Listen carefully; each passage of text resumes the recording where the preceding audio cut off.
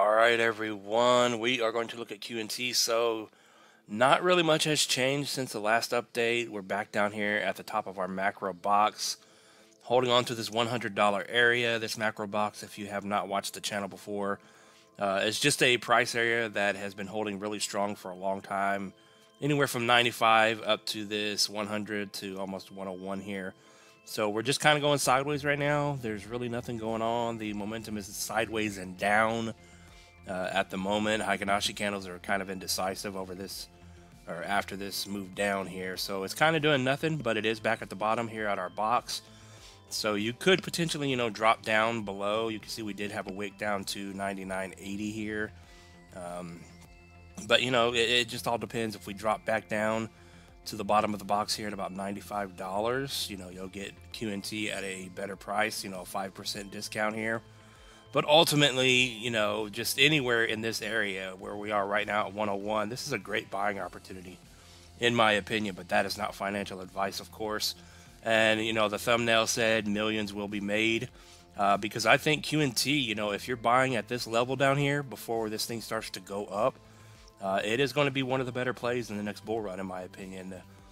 2,000 plus on QNT, I would say.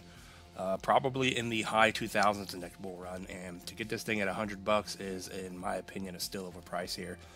But just keeping it simple, from the most recent move from the high to the low, we will either go sideways, and if we get a 0.5 or a 618 retracement, you can see that does bring us back up to our macro downtrend here on QNT. So I would imagine QNT is going to continue doing this kind of a move, back and forth for a while until it does eventually break the downtrend and we eventually start grinding higher and start going up before that next bull run, before it takes off to the moon, of course.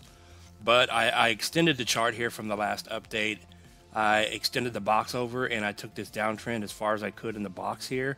And you can see if this thing is going to end up bouncing around where it is now, and just do something kind of like this and potentially one last flush down before we end up breaking the downtrend, you can see that puts you all the way over here in the end of October, thereabouts, before we finally break out and start moving higher, which could be the case because we'll start moving up, and then come next April will be the halvening, and then throughout the next year things will start going up, and then when we have that blow off top, everything's going to go to the moon, and QNT is going to be one of them.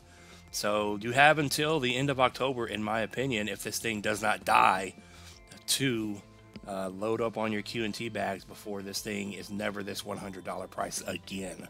So I like QNT. It is one of the good plays that I am invested in, not financial advice, but we'll see. If it comes and grinds and comes back down in this box, for the next couple of months, so be it. I will just keep DCAing in on my position and just load up before that next bull run.